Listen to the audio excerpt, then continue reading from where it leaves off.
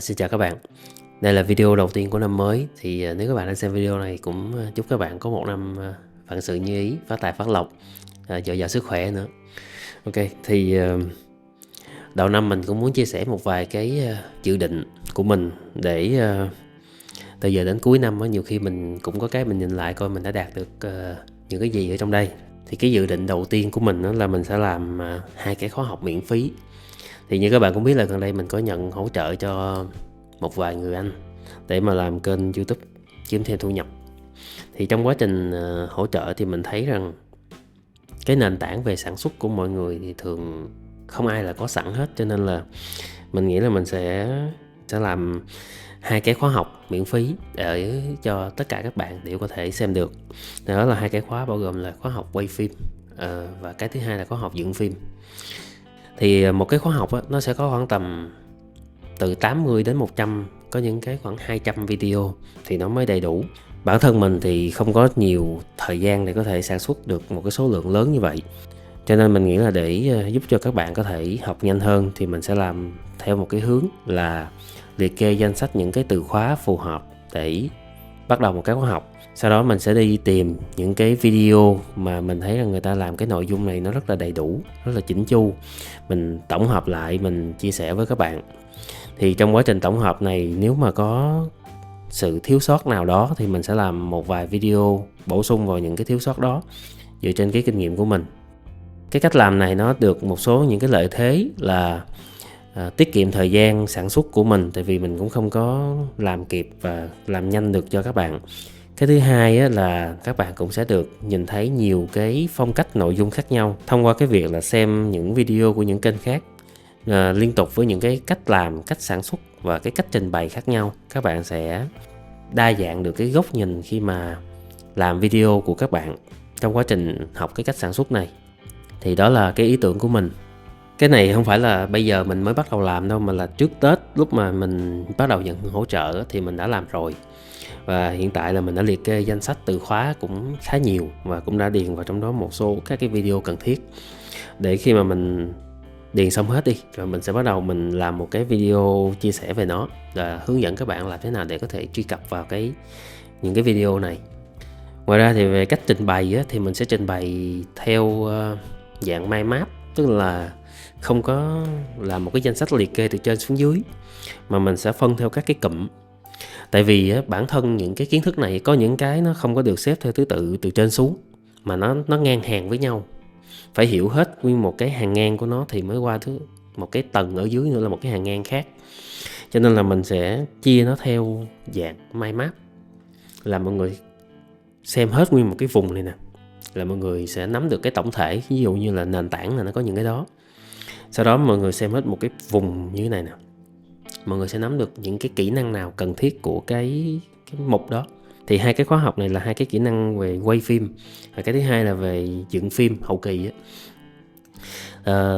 nếu các bạn chịu khó xem hết các bạn không chỉ làm được video để đăng YouTube đâu.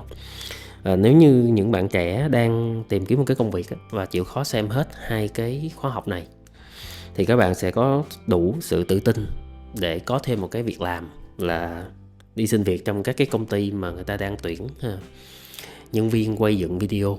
Cái thu nhập thì nó sẽ dao động tùy vào kinh nghiệm. Mình thấy nó dao động từ 8 cho đến 15 triệu. Đó, thì cũng mong là ngoài cái việc là giúp mọi người làm YouTube nó tốt hơn thì cũng giúp cho một số bạn đang gọi là chưa có công việc ổn định thì xem hết cái này thì cũng có thể có thêm một cái nghề để đi tìm việc làm.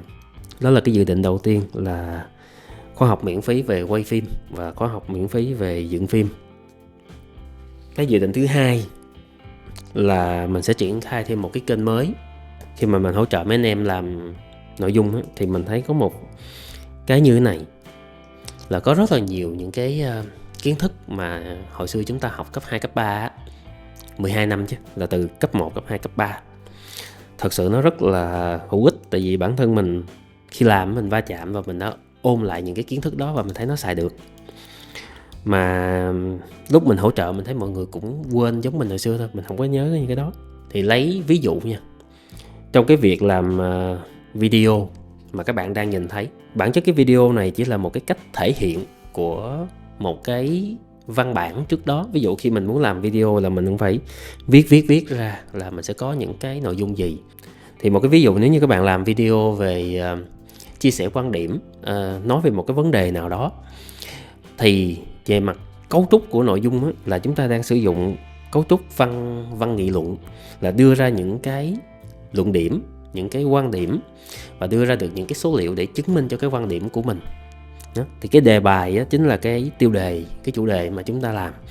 Và cái nội dung của cái video là cách chúng ta triển khai cái nội dung đó thông qua cái kịch bản văn học trước, rồi mới lên đến cái kịch bản video là sẽ ngồi chia sẻ hay là sẽ quay những cái cảnh nào đó để nó phù hợp hơn.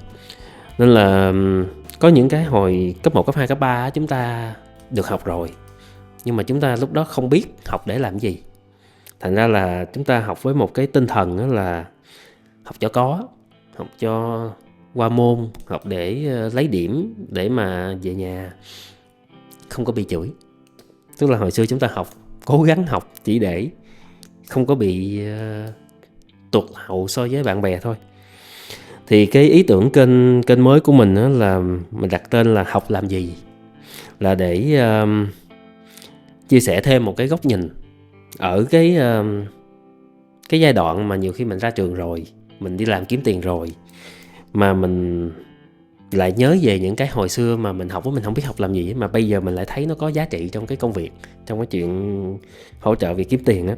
Thì mình cũng muốn chia sẻ lại những cái đó cho những người mà đang ngồi học cấp 1, cấp 2, cấp 3 á, hình dung rằng cái môn học của chúng ta, của các bạn đang ngồi học đó, sau này nó sẽ giúp ích cho các bạn trong việc kiếm tiền như thế nào.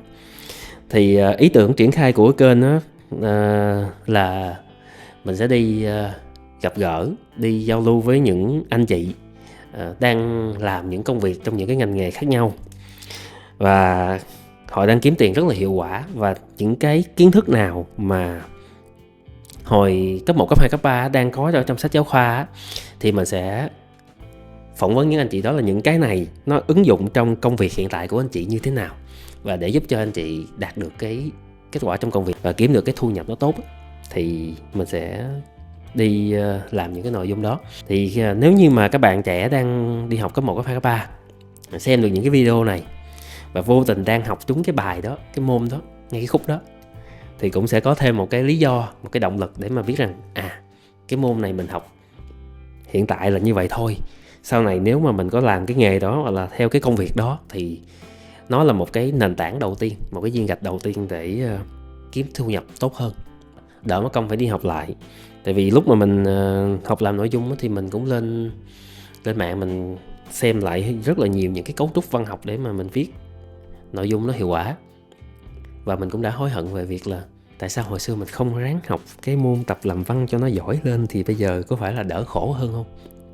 Thì đó là cái ý tưởng về dự định cho cái kênh mới. Khi mình tạo kênh tên là Học Làm Gì thì mình tìm cái avatar, mình nhớ về cái câu chuyện con đom đóm, đèn đom đóm các bạn. Thì cái avatar này là hình một con đom đóm đèn, nó bay ở trong cái nền đen trong bóng tối Thì nó cũng mang một cái ý nghĩa là cái việc học nó sẽ giúp cho mỗi cá nhân có thể tự tỏa sáng được ở trong bóng tối. Đó là ý nghĩa của cái avatar kênh. Thì vẫn trên tinh thần làm kênh đó là cứ làm thôi, rồi tới đầu tới, chứ mình ít khi nào mà theo kiểu la làng lên là đây trong vòng 1 năm ta sẽ kiếm được 10 triệu ví dụ, hoặc là kiếm được 100.000 người đăng ký. Thì mình không có những cái đó, mình cứ lầm lũi mình làm. Đó là cái cách làm kênh từ xưa đến giờ của mình. Mình có để link kênh giới thiệu ở dưới, và cũng mong rằng các bạn nếu quan tâm đến nhóm chủ đề này có thể đăng ký ủng hộ. Mặc dù là bây giờ mình chưa có video nào trên đó hết, mà đăng ký trước đi. Dự định thứ 3 là việc phát triển kênh của mình. Đến bây giờ là cái kênh này nó chỉ đang thuần nói về một số các cái vấn đề khi làm YouTube.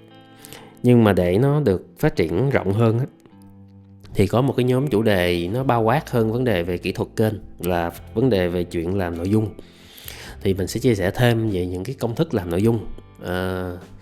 Bên cạnh đó thì nó sẽ có những cái câu chuyện hậu trường khi mà mình đi làm nội dung, rồi những cái mục đích trong việc làm nội dung. nó có rất là nhiều cái phía sau. Còn kỹ thuật kênh á, đến bây giờ thì mình thấy rằng nó chỉ chiếm khoảng tầm 1% những thứ rất nhỏ trên đó thôi. Cốt lõi là sản xuất ra được nội dung. Còn kỹ thuật ở trên YouTube á, là đặt tiêu đề, thiết kế ảnh thu nhỏ và từ khóa hết. Nó chỉ như vậy thôi. Thì đó là những cái dự định trong năm nay của mình cũng muốn chia sẻ với các bạn để hết năm chúng ta sẽ có một cái video nhìn lại và đối chiếu với những cái dự định này. Không biết thì các bạn đang có những dự định gì, nhưng mà dù có dự định gì thì mình cũng chúc các bạn thành công. Một năm mới phát tài phát lộc, an khang thịnh vượng. Cảm ơn các bạn đã xem đến hết video này và hẹn gặp lại các bạn trong video tiếp theo.